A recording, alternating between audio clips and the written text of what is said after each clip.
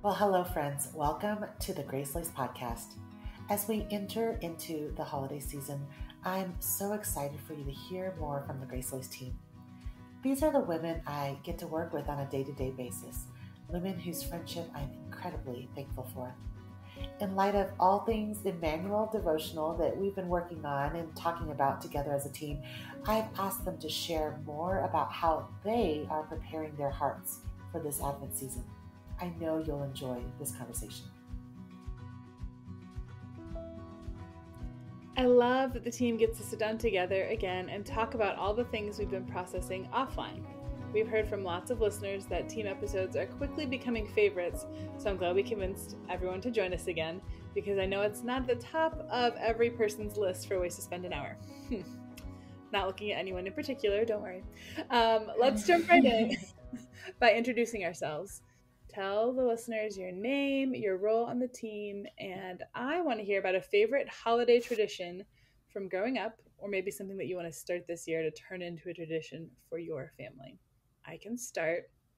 My name is Eve. I regularly get to co-host this podcast with Ruth.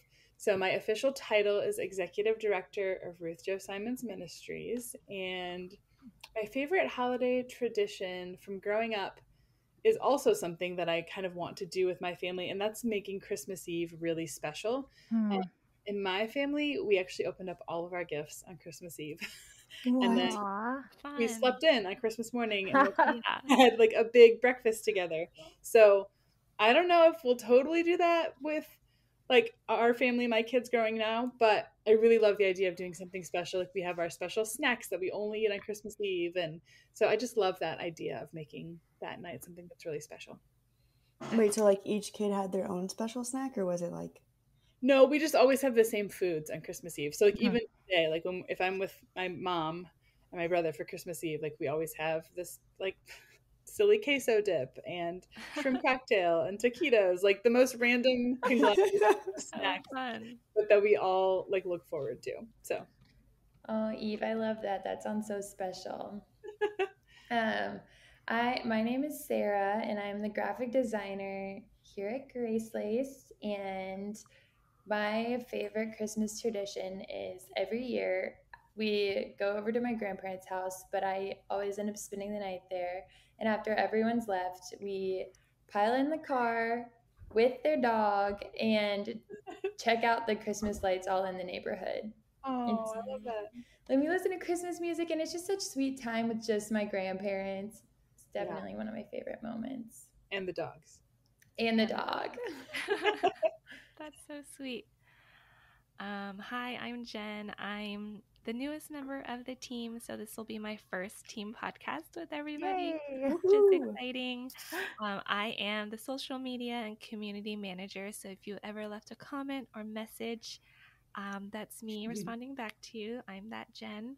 And a tradition from my childhood that I think of really fondly every year, and especially now, is I grew up with a lot of cousins, about a dozen or more. It's hard to keep track now, but I grew up with a lot of cousins on my mom's side, and every year we would put on a Christmas program for our aunts and uncles and grandparents.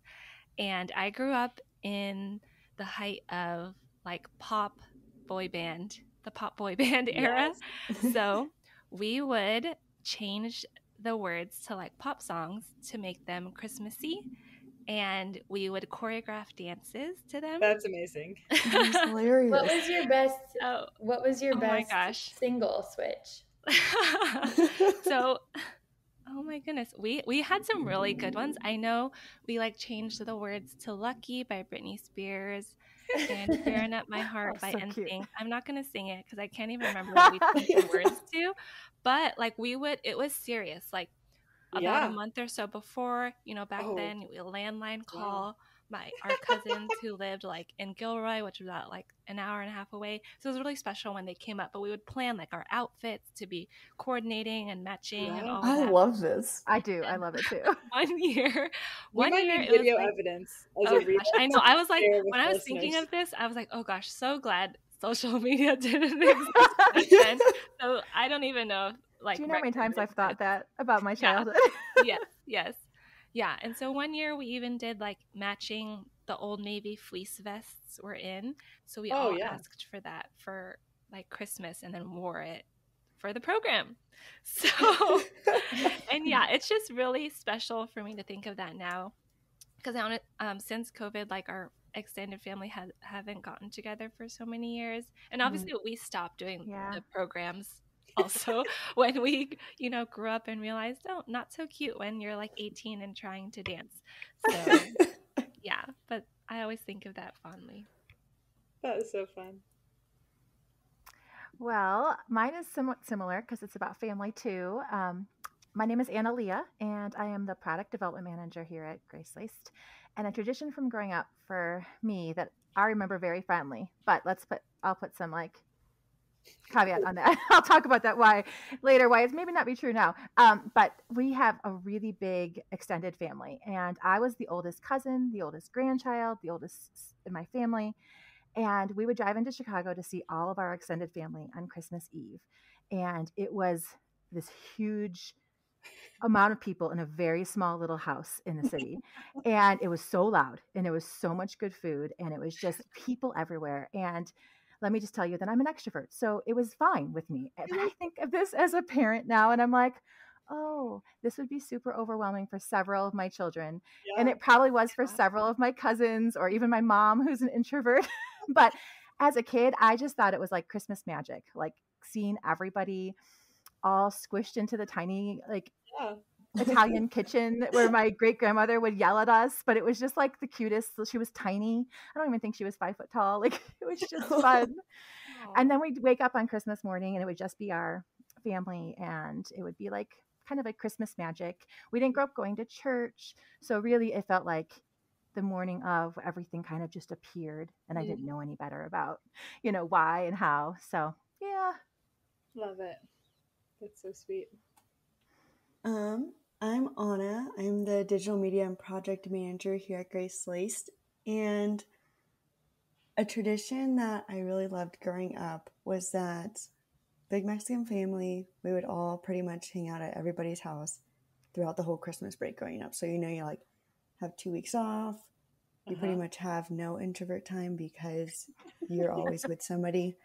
But on Christmas Day, we would all be together at somebody's house. And before we like exchange gift with cousins and stuff like that, because we would do like Secret Santa most of the time, we would go around and like each person would have to tell a little bit of the Christmas story. So it wouldn't be like, it wouldn't be just one person like reading it from scripture. It'd be like kind of reciting it from what you remember about it.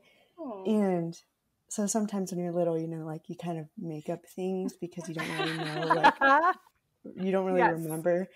So it was always fun just like going through that and seeing just like everybody piece it together. So that's probably, that was my favorite growing up. But since COVID and now being married and living in a different state than everybody, our new tradition has been skiing. So that's also really fun. And just building our own traditions here. Yeah. Oh man. That's so fun. I'm like, I want to add in some of the things you guys already just said. I think that hearing and talking about Emmanuel, which is Ruth's latest devotional book about Advent, has definitely increased the conversation about Advent amongst our team, and specifically what it looks like to prepare room for Christ in our hearts. I know even as we've chatted, like not all of us grew up with an Advent tradition. In fact, I don't know if any of us did. No, not me. Yeah, I don't know if any of us really did. And so it's kind of new in some ways, but then you're like, but people have been doing it for like a long time. So how do we like tap into that? And one of our team meetings recently, Ruth was even just encouraging us that sometimes preparing room for Christ means getting rid of something in order to make that room. So whether you're adding something to your traditions or removing something from just kind of your space and your mindset as we head into Advent season, let's talk about it. So here's what I'd like to hear from us all. We're all going to share where you're going to be for actual Christmas Day, who you will spend the most time with during the broader Advent season this year. So that might be your family, it might be friends. Tell us a little bit about it. And then, how are you preparing your heart for the season? Are you adding something or removing something to really make room for Christ? Ready, set, go. For Christmas this year, I will be partially in North Carolina and partially in Virginia. I have half my family in one place and half in the other. And I actually just got married in June. So this will be my husband, Ben, and I's first Christmas together. So And special. yeah, he's definitely who I'll be spending a lot of time with this Christmas season and stuff. And when it comes to Advent and preparing him room, I think this Christmas season will be a lot of new, kind of discovering what that means for us together. We've been talking a lot about what we want Christmas to look like for our future family and us now, and just like having a lot of those talks now. But honestly, it is a lot new. So I feel like we're kind of seeing as we go. But we also just started going to a new church. And that church actually does talk like a lot more about Advent than some churches that I've been to before. So I'm also looking forward to kind of learning what it means more like in that context too. Yeah. Did Ben grow up with like an Advent tradition? You know, I'm not sure if he had a tradition for Advent in particular. Yeah.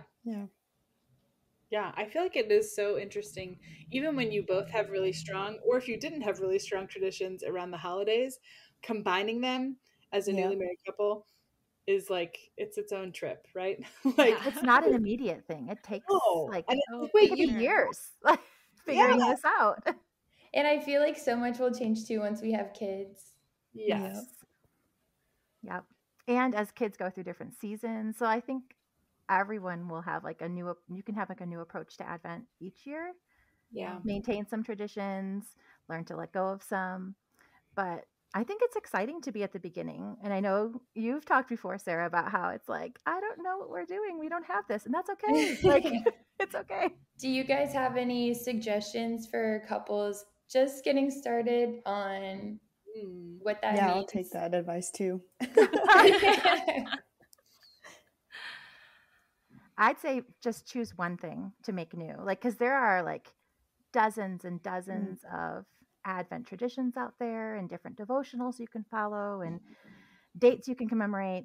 But if you try to do all of them, you probably won't do any of them consistently. And so I'd say choose one thing that seems meaningful or that feels like doable in this season that you can fit in. And it can always be built on in the future years, or just not even come back to if it realized it. Like, that's okay. It didn't have to be a great one. So yeah, I think sometimes even just exploring the topic more is good for like year one. So like, hey, like reading about like, so each week in Advent, like what is the like traditional liturgical like focus for each of those weeks? Like even just that and being able to talk about it could be a really fun way to. Yeah, especially if you're at a church that's talking about it more, they might have a guide. Some churches I've been to have done that. So it could be a great starting point. You know, the Emmanuel book like is a great one to, I mean, not to plug, but that's why it's such a great resource, because they're not very long, you know, reading sections. And You guys are too great. Oh, well, thanks guys. What about you, Jen? Where are you going to be? So for Christmas this year, I will be at home with my kids. Our anniversary is actually the day after Christmas, our wedding anniversary. And so special. I know our wedding was literally like, oh, we know who our real friends are who are actually coming to this the day after Christmas. But it had just worked out that way with schedule. And honestly, it's actually really fun to just kind of lump all the things together. So everything just feels extra special. And then my husband, Sam's birthday is actually like the week after New Year's. So those 2 weeks, that 2 week stretch is always just a lot of fun and we just kind of, Celebrating.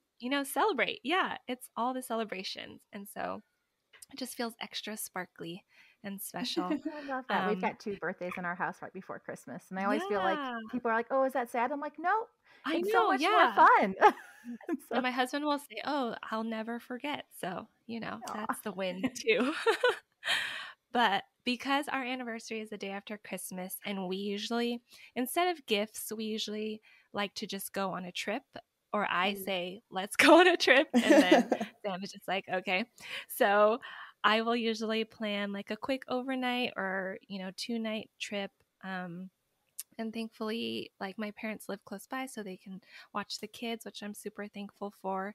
And so since we're away right after Christmas, I like to just make Christmas Eve and Christmas Day really special with my kids. So we really just spend all day like in jammies, and we let them open a present and stockings on Christmas Eve, and then we'll do just like a really slow Christmas Day, Christmas morning. Actually, another fun tradition is, since nothing is open on Christmas, we just do McDonald's like all day, like Frosties and fries, and we just order like 4 20-count nuggets, and it's just a hoot. I But love it's it. like, I know, but it's so fun for my kids because it's just really special for them. So, yeah, for Advent this year, honestly, we've been married. This will be our 12th year, 12th wedding anniversary, Sarah. And I can tell you, we still don't really have any real Advent traditions. We kind of will do one thing one year and then another year. And like Annalia was saying, with kids, it's changed, honestly, every year. Yeah. Um, so, like a couple years ago, I bought them those Lego Advent calendar sets. Do you guys know what I'm talking about? They do them in like Yes. everything. There's Yes, I'm so Yep. a Harry jealous. Potter one, there's a Star Wars one, there's like, a girly one. And so I bought them that a couple years ago, and then I saved the boxes. So now that they've taken out and like made all the Legos and stuff, I will just put in like verses or something into the box so that they'll still, be able to open something each day. Yeah. And so I'm Oh. actually, that's a note to myself. I have to go do that later before Advent starts. But yeah, so that's something that we started doing the last couple years. But honestly, it's a little different every year. We do the like Trader Joe's chocolate ones too. Obviously. So, just whatever is easy and whatever feels natural. Like, I don't want to feel overwhelmed with having to make some really great Pinteresty tradition every year. But my kids honestly still love it, and they still see how special this season is just by how we respond to reading the word together and just talking through the Christmas story. And even at this age, they're 4 and 7, we have conversations about Santa and presents and the real reason of Christmas. And I'm just so thankful that at this early age, you can see the comprehension for them, and you can see them understanding the birth of Jesus and the importance of that. And I'm honestly just so thankful for that, and just for the simplicity of what the story can be, and the simplicity of the good news. And that's a good reminder for me. And so for this season, I'm just reminded by them and their childlike wonder, and how they get up each morning, whether it's Christmas morning or not, and they get up with, just fresh faith and fresh awe in the day, for the day, and fresh joy, even though, they don't care how messy the house is or what I look like in the morning. They just No. come in and so happy and so full of love. And it just reminds me that, we can especially feel that during the holiday season and during Advent season, as we look forward to Christmas and preparing him room. But like, I'm really encouraged by that every day too, and just really wanting to live like the way they see the world, with that optimism, light. So For Christmas Day, for our family, is that we're just going to be home. We keep it a pajama day too. That's like a priority for me. I've always communicated to family that you can come see us. We are going to be in our pajamas. If you want to be here, you're welcome to. I'm not cooking anything fresh for the day. I like prep like a French toast casserole and hash brown type things the night before, like when we're putting presents out. But all I do is put them in the oven, and I just buy like snack food for the rest of the day because I've never taken my kids to McDonald's on Christmas Day. They'd probably think it's so fun, but then I'd actually have to leave the house, and I'm okay with not leaving my house too. You can probably do that now. But I feel like it leads in. It's like everything for Advent leads to that because our theme for Advent in our home is to slow down. Because for us, the idea of active waiting, Advent, is you have to slow down to get to the point where you can wait for, God to work. I love Advent because it feels like it's almost like my new year. I feel like it's like my begin again season to like think back on things and think back on the gift of Jesus. But I can't do that if I'm packing out my schedule. So I spend most of my Advent season with my kids. I have 5 and we are a homeschool family. So I have like made it my job pretty much the last 13 years to like celebrate Advent intentionally. Like that's our homeschool curriculum for December. We really go all out. However, my oldest is going to be 18 soon. I don't know where he's going to be next year for December.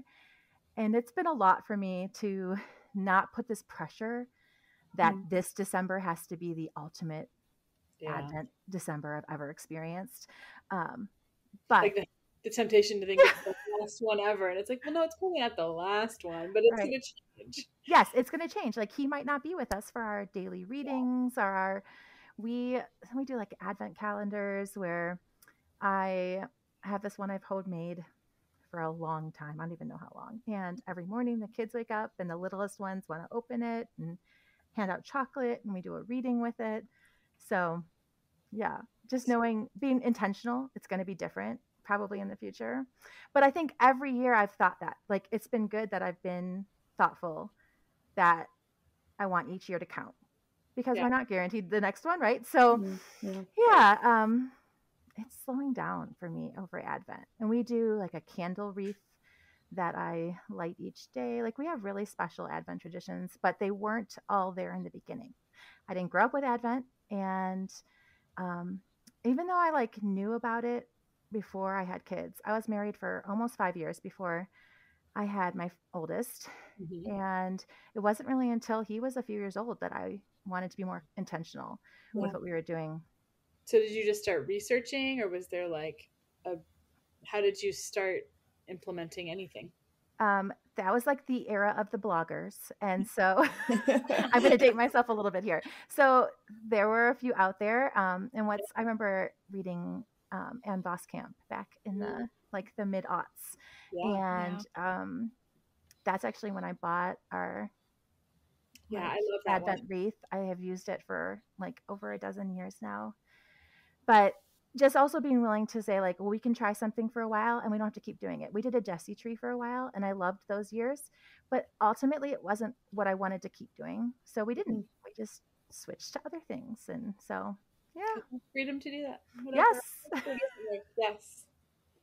I remember hearing a quote once. I don't actually remember who said it. So if anybody listening knows, they can attribute this to somebody, but it was really helpful for me. And it was said, you aren't obligated to continue any traditions that rob your family of joy and fail to prepare you during Advent. And I remember writing it down because I was like, oh, I need this. I need this reminder that I'm not obligated to continue something just because I called it a tradition one year. And so, oh man, that's so encouraging. So for me, for Christmas Day this year it's on a Sunday, so that'll be like a little bit different because for us, we'll probably go to church. This will be our first time being married during Christmas on a Sunday. So like your routine just changes. So I think we'll probably go to church in the morning and our church does do Advent, so I didn't really grow up with Advent either. I didn't know what Advent was probably until like a couple years ago. If I'm being honest, like maybe end of college or even after college. Yeah. So the concept of Advent is still like very new to me. And last year was the first time that I really did something for Advent. And my husband and I went through like a book together that our church was going through. But there's not like, it's still really new and fresh. So this year it's like, I want to do all the things. But like what you said, like if I try to do everything, nothing's going to succeed. So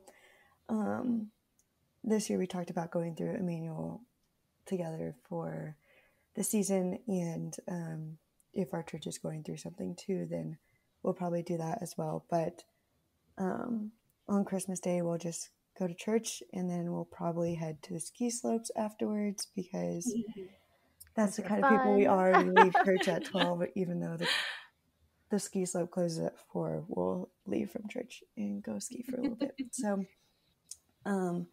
nothing super big or crazy, but that's probably what it'll look like. And it's still trying to figure out what Advent looks like for us, just being married for a couple of years and living in a different state than all of our family, and still figuring out our own traditions. Yeah. Well, it's funny. Even you saying that makes me think we probably should have started with like here's what Advent is, because it is kind of a lot of that people know what we mean when we say the word Advent. So, and you guys feel free to correct me, but like Advent is traditionally, it's like the liturgical event of the church with a big capital C. It's the 4 weeks leading up to Christmas. And so kind of that idea of, Analia mentioned it, like actively waiting, just like, you know, Israel would have done waiting for Christ's birth, kind of thinking through that. And so we celebrate Christ's birth, but then also look forward to his return, right? So like we're kind of waiting still. Yeah. So yeah, those are kind of what the Advent season is marked by. Anything else you'd throw in there, Analia? I think that's what I would say. I mean, I just feel like Christmas is often marked by this like holly jolly, like lights and merry and all the things that are like happy and Christmas movie-esque. And then I think about why so many people are drawn to like It's a Wonderful Life, because I think it's like getting to the core of what your life is about and what you're going to live for and who you're going to live for. And Advent like helps me slow down and think through that. And that's why I love anything that's like a daily reading. It doesn't have to be actually, I love when it's not a big one, because then if I get off track, I feel like I can't catch up. And it's okay to get off a day and do 2 days at once or 3 days at once. So just remind all of us of that. But anytime where I can have regular, consistent reminders of like why God chose this. And it's just so good for me to like keep me centered and rooted in my faith. Yeah, I totally agree with that. This year, so for Christmas Day this year, I will be at my in-laws' house. My husband's family lives about an hour north of our house, and we have been switching back and forth holidays with my family and his family, kind of who we're with on Christmas Day. And so for now, that tradition is working for us. It may change, because I really like the idea of pajamas at my house all day. But we'll be there with my in-laws, and then my husband's grandparents, and then my sister-in-law and a nephew. So it'll be a full house and some dogs thrown into the mix there. But for the broader Advent season, I mean, I'll just be home with my husband and kiddos. So I have right around Christmas, he'll be almost be 5. His birthday's in January, and then the twins are 2.5. And so Cody and I were just talking about putting up the tree this weekend, and I was like, are we going to do ornaments this year? Because last year there were no ornaments on our tree. So it just wasn't worth chasing down. It just wasn't worth it. So we'll see. But yeah, I really love a daily reminder too, Analia. And so one thing that we've done the past couple of years is we've had a Christmas book, like just a children's book that we wrapped them all for the 25 days. Yes. And then we just kind of unwrap a book and read it together at dinner time. And so they're not all like books about Jesus and his birth. Like there are a good chunk of them that are, but some of them are like the Little Diggers Christmas, like just something fun to keep it like, hey, here's something fun and festive, but also we can talk a little bit more about what Christmas is and why we're celebrating. And we worked on a memory verse last year about Jesus' That's birth. sweet. So we did that every day too. And so just like the little things, but the daily things are what helps Yeah. me the most, I think. Like, So talking about the books, we do those too. And I remember when I was a younger mom and thinking, well, I don't have 24 books about Christmas. library. I get them all Right. from the Well, library. and even then I'd feel like, oh, I didn't get them in time or this. Yeah. And I remember a friend of mine at my mom's group was like, you could do 5 and then just do the 5 days leading up to Christmas. And I Yes. looked at her like, huh, well, that's an idea.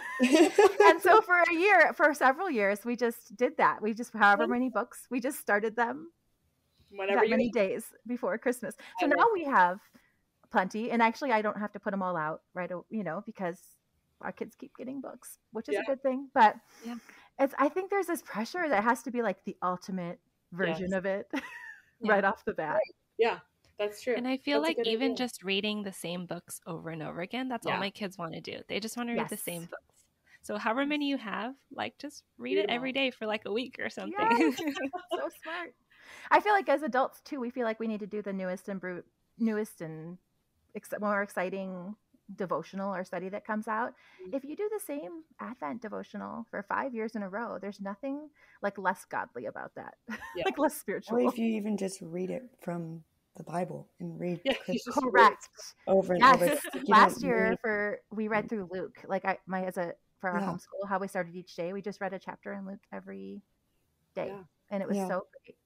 And my kids appreciated it so much. Like they were like, "Oh, this is different." And I'm like, "Yeah, it is, but it's also not." Like, So, this is simple. We're sticking with it. Yep. That's what we need. Okay.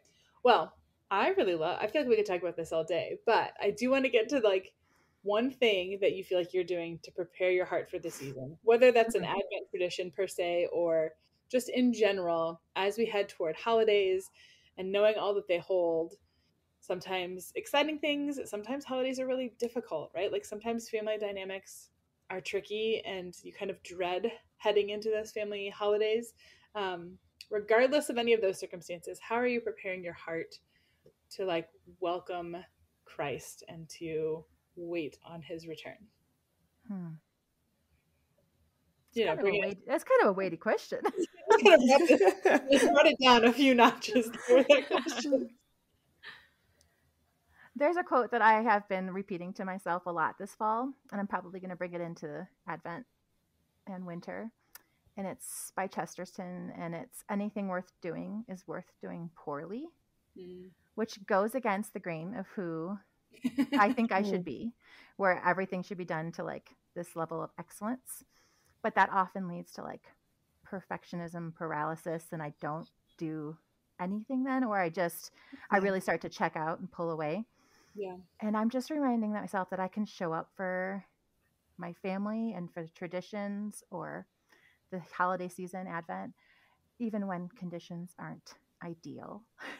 So like the spirit of it, and Jen mentioned it, like the kids don't care if the house is messy.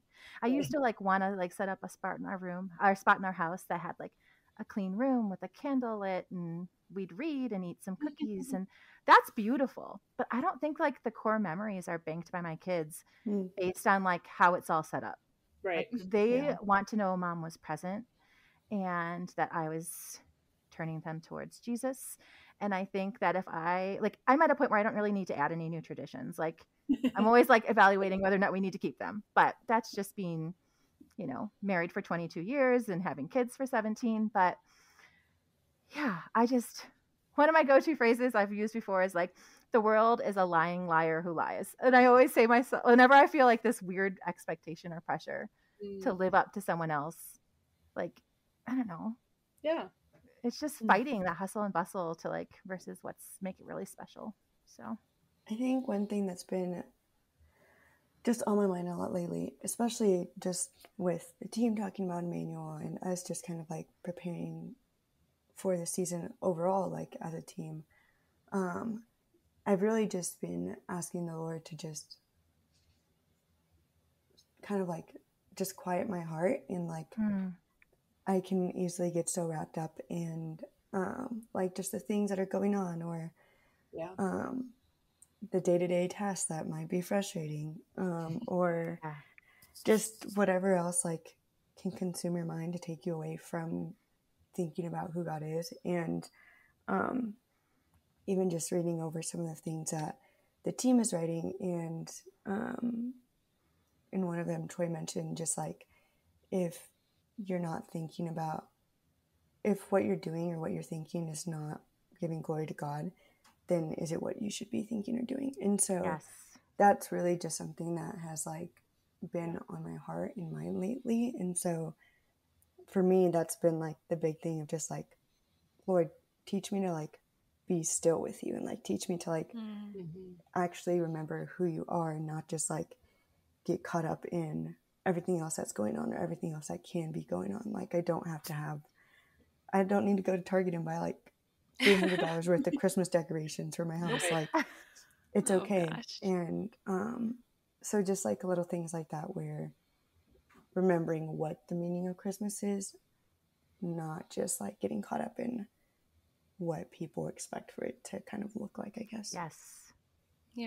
Yeah, I think kind of bouncing off of that for me, kind of like having like an opened like mind and heart to how things will be so different and new this year, whether it's with different families or whatever, instead of getting caught up in like the ways it's always been before.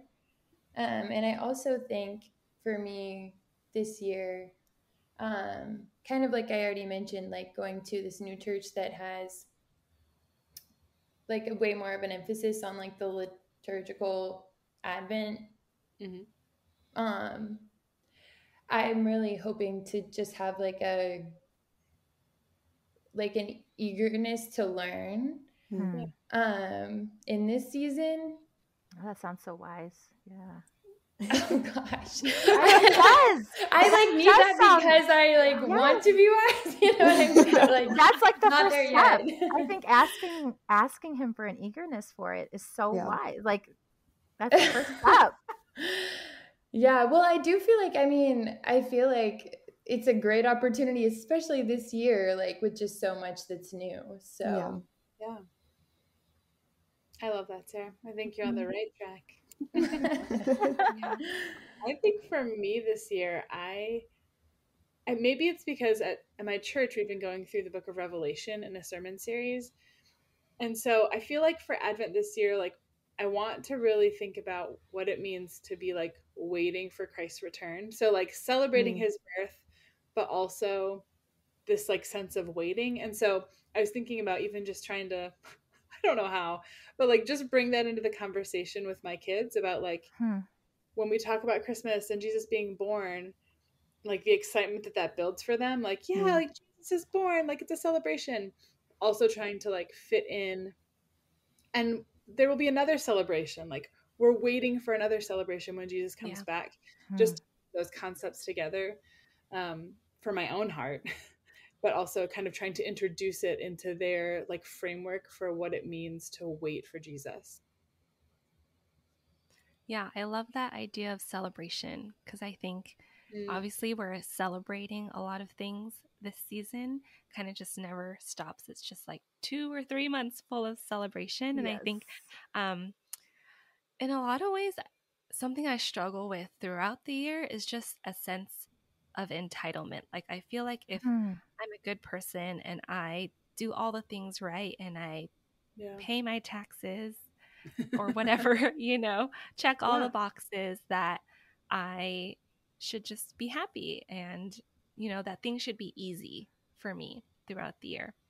And I think especially this time of year, when we think about gifts and the gifts that we're giving and the gifts that we're receiving, like the idea that, really, truly, when we're celebrating Christ and we're celebrating his coming and his coming again, like you mentioned, E, like when we're celebrating that, we just can't, like, what is life? I keep finding myself asking myself, like, what is life? Like, what are we really celebrating? And it's really, truly Christ. And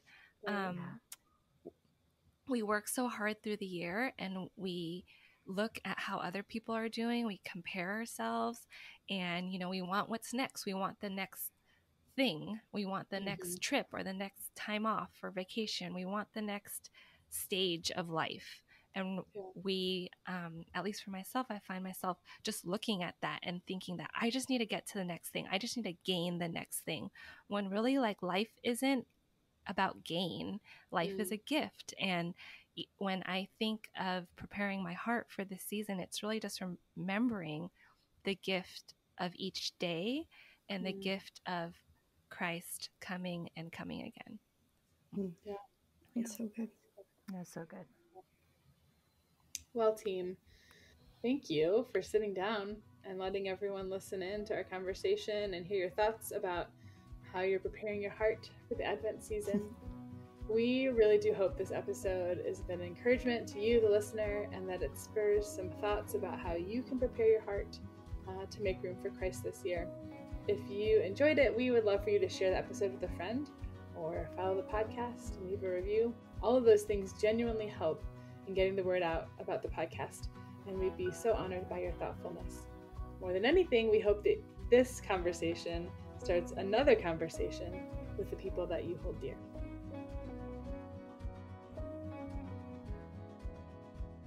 Well, friends, this is officially the last episode of the GraceLaced podcast for 2022. But Eve and I are so excited for what's ahead in the new year. If you've subscribed to or followed the podcast, you'll get notifications when the first episode of season 4 releases. As we bid farewell to our first year of podcasting, we also want to tell you that we are incredibly grateful for your support, words of encouragement, and feedback. We kind of can't believe the way the Lord opened the door for this project, and we can't wait to see what He has in store. See you in the new year.